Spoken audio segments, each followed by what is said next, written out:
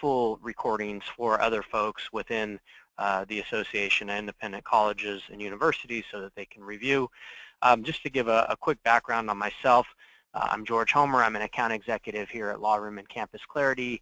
I've been here about 9 years, and I've helped hundreds of higher ed institutions with online training programs for Title IX, Campus SaVE Act, harassment prevention, youth protection, substance abuse prevention, and other compliance-related topics. So this should take about 25 minutes. I'm going to walk through our agenda, so we'll talk about what we're seeing, what you're seeing, and so I'm speaking with colleges and institutions of various sizes and locations on a daily basis, and so want to share some insights relating to Campus SaVE Act and Title IX training that I see firsthand, and then we can get a sense of any specific challenges that you folks may be facing. Also talk about the 7 elements of an online training program.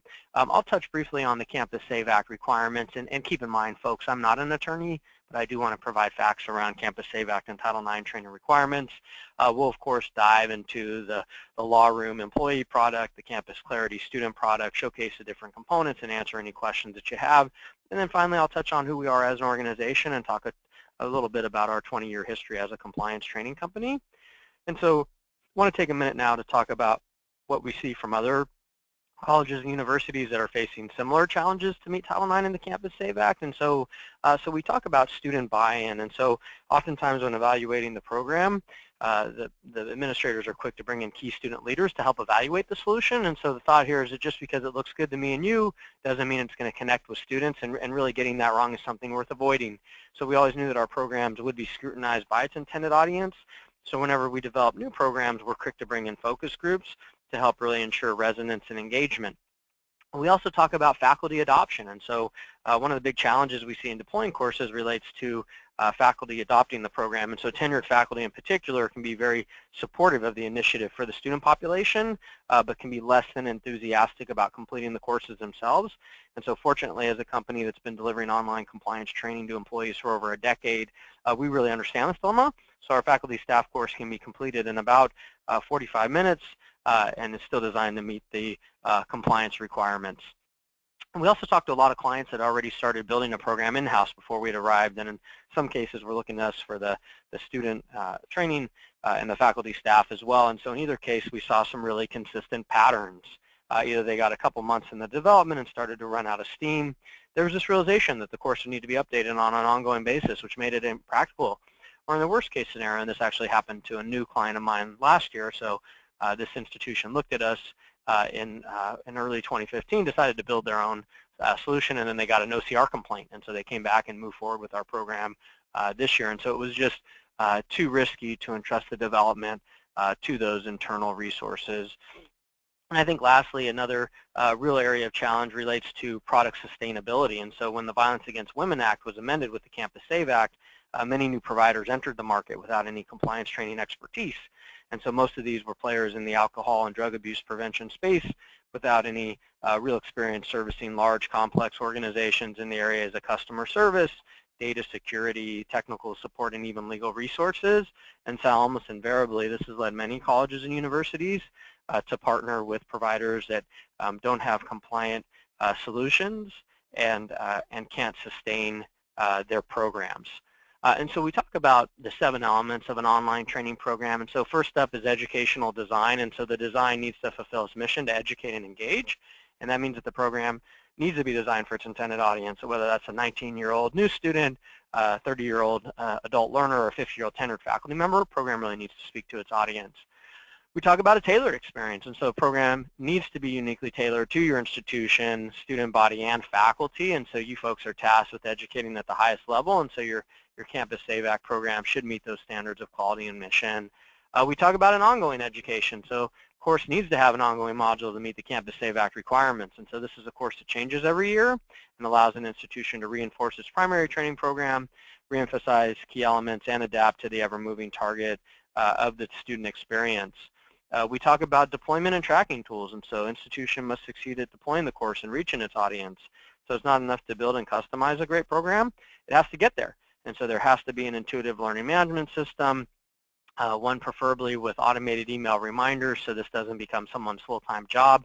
We also know tracking is mission critical, and so as we talk about changing the culture of an institution, it's key that you have insights into how your student body is responding to your program so that actionable strategies can be developed in response. We talked about product sustainability, so having a partner that has the technical, legal, and customer service resources to make sure that the program is sound and works to meet your training and tracking objectives as well as compliance requirements. Not to be overlooked, but the program needs to meet the Campus SaVE Act and Title IX compliance requirements, and it has to be adaptable in this regard because we know that laws and regulations can change at the state and federal level, so the course needs to be flexible to meet these changes. And then lastly, and this may seem less obvious, but the program really needs to be cloud-based, and so you could certainly entertain developing and installing a program in-house, but the need to adapt the program to meet the ever-changing student landscape and the compliance requirements would make it cost prohibitive to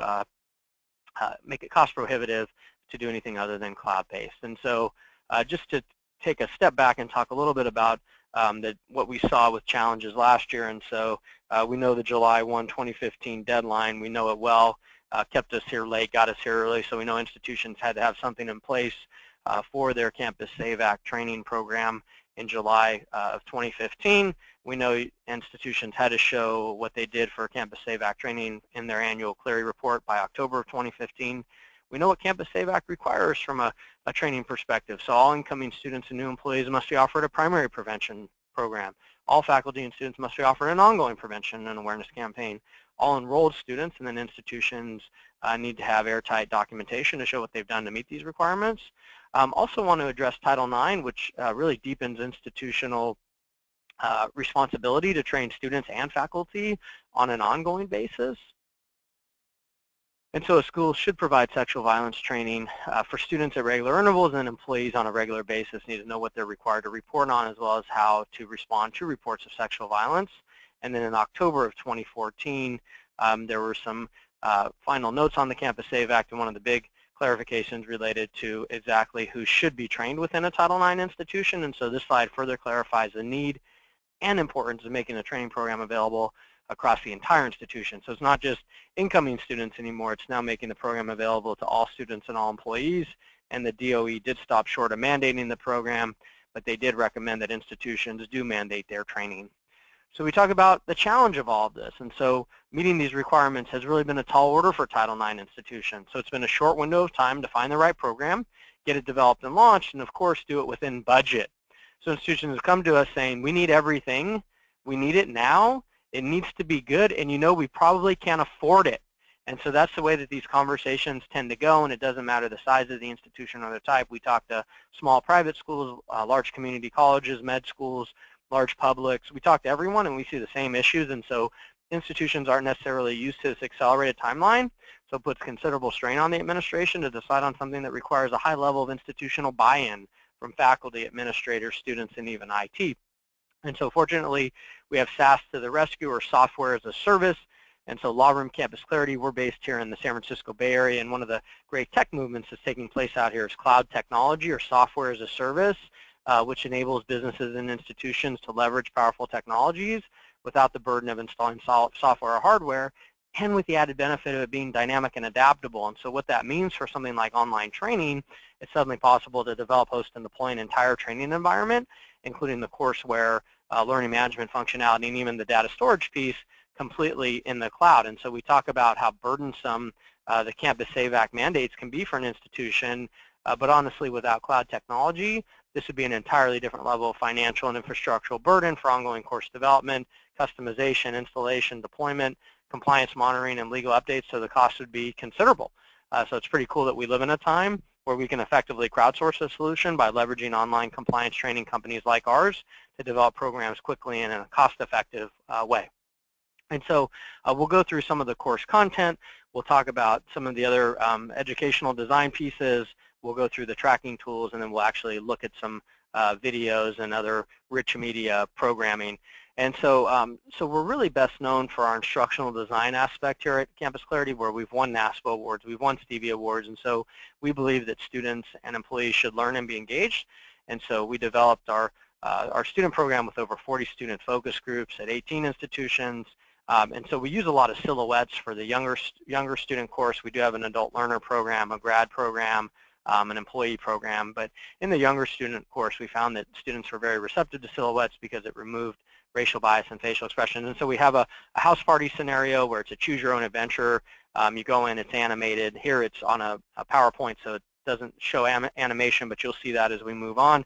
And so I'm going to choose a scenario where I notice that Alan is taking a very intoxicated Dominique into the bedroom. So as a bystander, what are we going to do? So we go and get Nabuki to confront Alan, and Alan says, hey, Dominique's fine. We've been dancing all night. So we ask a question, what should Nabuki say? So if I answer, if she's been dancing all night, she's probably interested. That's a bad call. That's the wrong answer. Dancing is not consent to anything. This could have led to sexual assault. So I actually have to go back and answer this question correctly. So I go back and I say, hey, Alan, I don't think that's a good idea. Dominique's had a lot to drink. Why don't you call her tomorrow? So Alan hands Dominique to Nabuki. We've intervened to stop a potential sexual assault. And we say, nice work.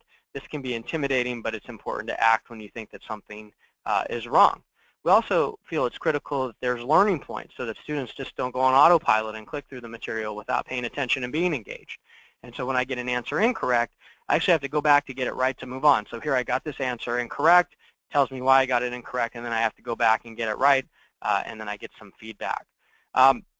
We also believe it's critical to incorporate substance and alcohol abuse prevention into the course, and so this is a really innovative way to assess how alcohol is affecting decisions around judgment and consenting to sex. And so I put in some information here. I'm a male. I've had a certain number of drinks. I weigh a certain amount, and I've been drinking this long. It lets me know I'm intoxicated, and I'm incapable of driving a vehicle or giving consent for sex. So definitely critical areas of judgment and making sure that folks know the do's and don'ts related to alcohol usage. And so I'm going to pull up some of the live new student course, then we'll go into some of the adult learner, and then we can go into a bit of the employee program. And so for the new students, we have a 4-section program that covers sex in college, healthy relationships, drug and alcohol abuse, and sexual violence. And so we talk about the hookup culture. We use a very rich media, wide learning modality approach where we have videos. Everything is closed captioned, so there is audio on this, but you're not able to hear it through the GoToWebinar. So there is full multimedia approach to make sure that folks are engaged. It's modern, it's clean, it's professional, to keep people interested in learning and continuing through the program. We did take a look at some of the animated scenarios on the screen share. So you did see that static in a static way, but here we have different interactions which we'll actually go through as we walk through this. So it's very interactive, very engaging. So this course is non-heteronormative, so there are LGBTQ scenarios in the course. We also have a course called Traditional Values that excludes some of these areas. So really just depends on what fits best for your campus. You know, the vast majority of our campuses use our non-heteronormative program, but definitely there are options in the event that folks on the call today are in a conservative Christian institution that has abstinence, that has, you know, doesn't want to provide same-sex sexual assault education. So we do have that option. We get into alcohol and drug abuse prevention. So we have this really awesome bartender video that shows what is and is not a standard drink, and so it's really professionally laid out. It's got a younger bartender, and it's showing dispelling the myths of drinks. So Long Island iced teas. It looks at the red Solo cup and how drinks can't be judged by what is the vessel that you're drinking it out of. So it's really a critical way to show what is and is not a drink. And then we go into some questions and answers. So we're big on questions and answers here. So I'm going to get this wrong on purpose. So I say it's the mojito. I get that wrong. I have to go back and get it right. So I know it's the wine. And so I'm off and running into a new scenario. Getting into bystander intervention. So this bystander intervention scenario actually saved a student at the University of Idaho a couple of years ago, and they put it in an article. And so it just really illustrates that, hey, this does work, and it is effective, and if we can save one life, we've done our jobs. And so really an innovative way to show how to do the Bacchus maneuver, what to do in a situation of alcohol poisoning, and how to really how to intervene. So really critical areas of learning. We also look at effects on the body from a substance perspective. So I clicked on the opiates.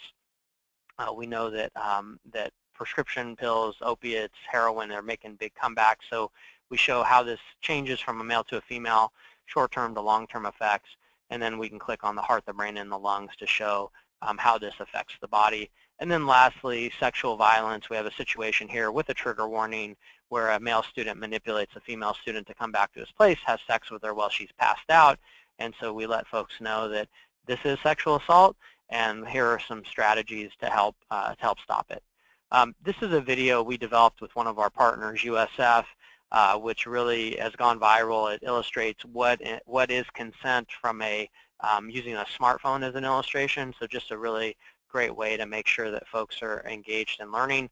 Now, from an adult learner perspective or a grad student perspective, we have a graduate course or an adult learner course that's much more mature. We learned early on that giving older students the younger student course did not work well, and so this has a much more mature tone. It talks about VAWA, it talks about Title IX, has a link to your Title IX coordinator.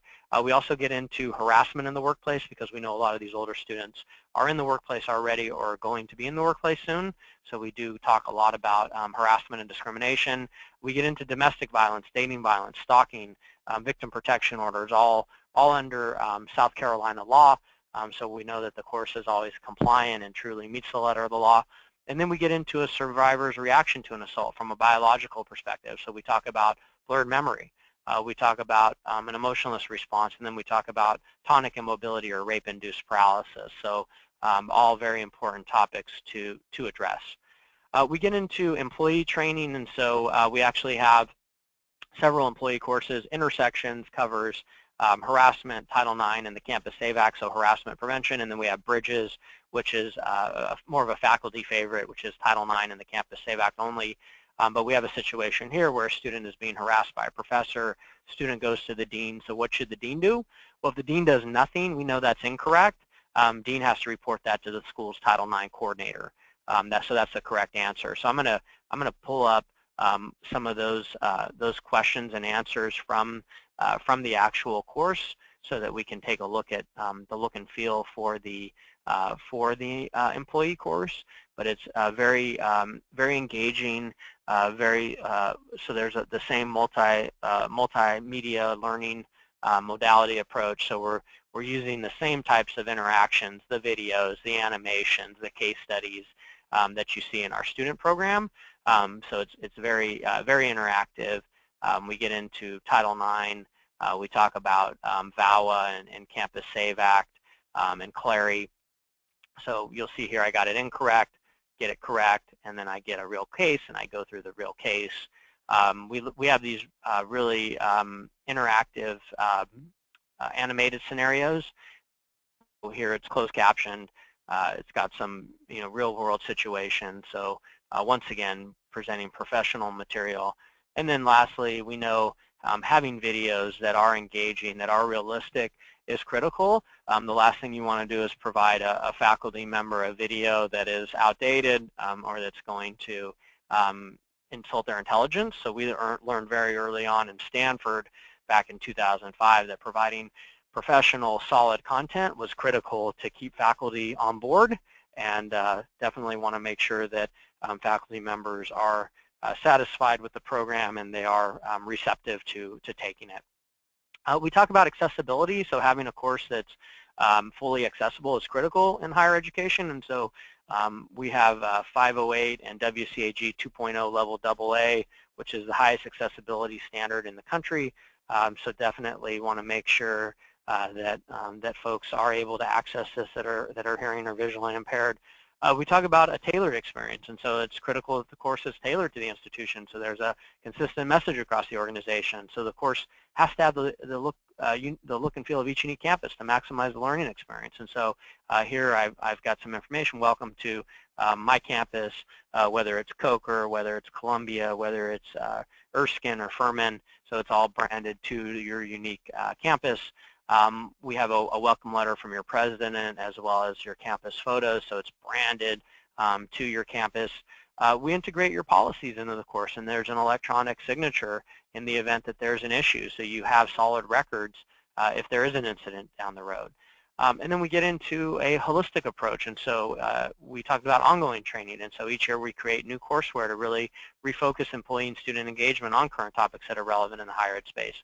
So for employees, and HR really loves this, we have 20 compliance courses that run the gamut from harassment prevention to youth protection, recognize and report child abuse, to illness and injury prevention, to ethics, CLARI, FERPA, ADA, bloodborne pathogens, bullying, data security, diversity, HAZCOM, HIPAA, social media.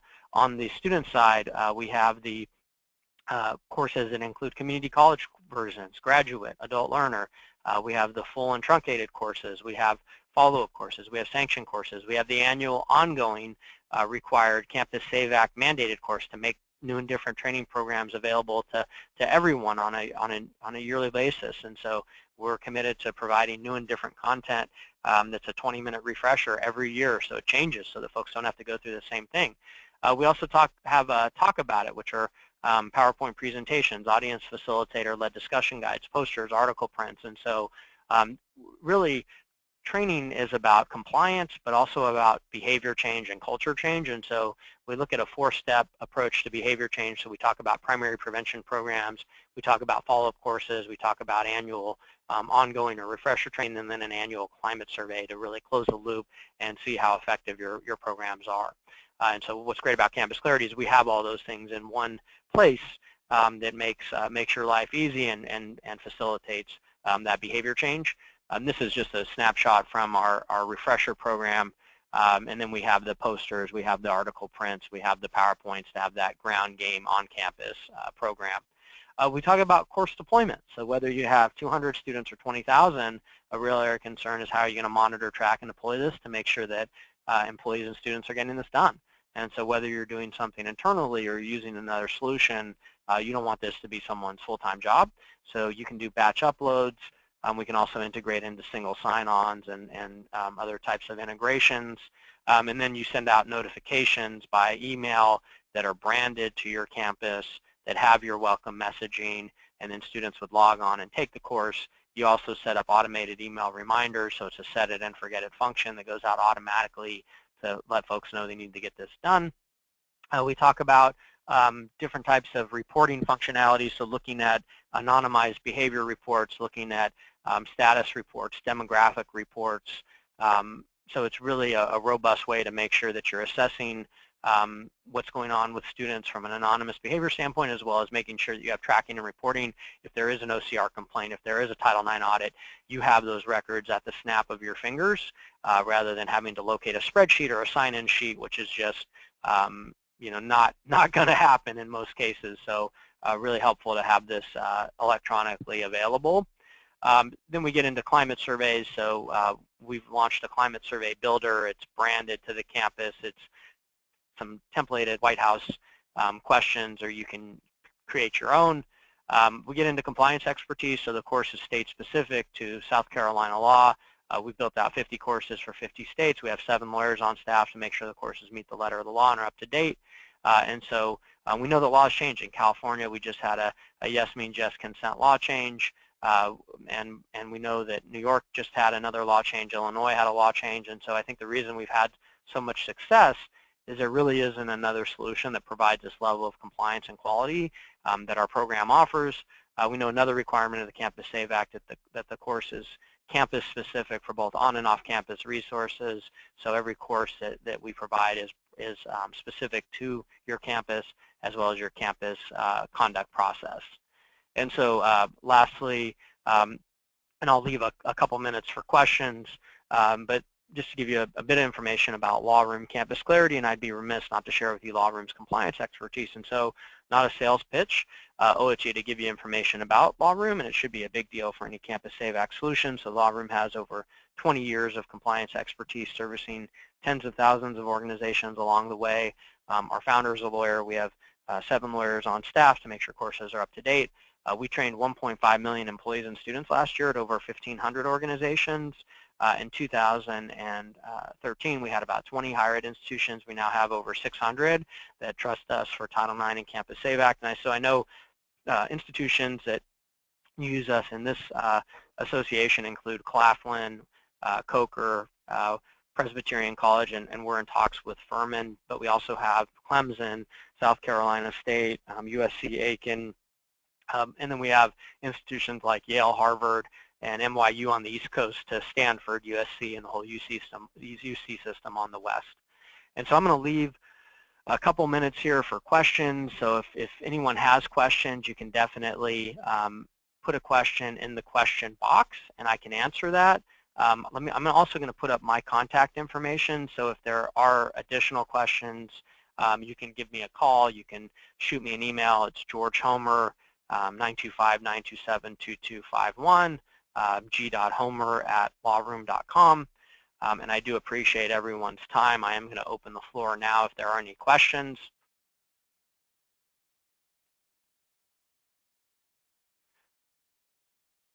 Well, once again, I appreciate everyone's time. This is recorded, so we will have this available to hand out to your colleagues and to other folks within the South Carolina Independent Colleges and Universities.